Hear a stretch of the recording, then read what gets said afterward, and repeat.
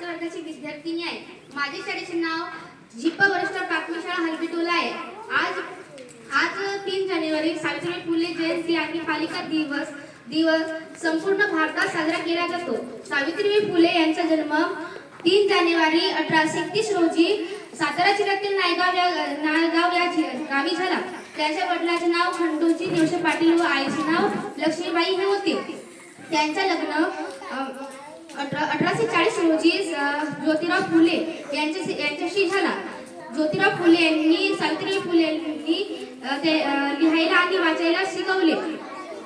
पहिलेच्या जमान्यात मुलींना शिकवणे हे पाप होते.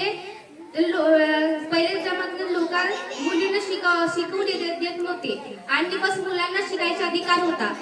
परंतु सावित्रीबाई फुले आणि ज्योतिराव फुले हे दोन्ही दाम्पत्यांनी असे वाईट प्रथेचा विरोध केला आणि त्यांनी पुण्यातील भिलेवाड्यातील मुलींसाठी पहिली शाळा उघडली.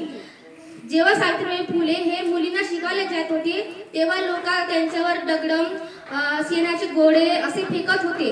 परंतु सावित्रीबाई फुले त्यांनी हा त्रास सहन करून सरी मुलींना शिकवले जात होते.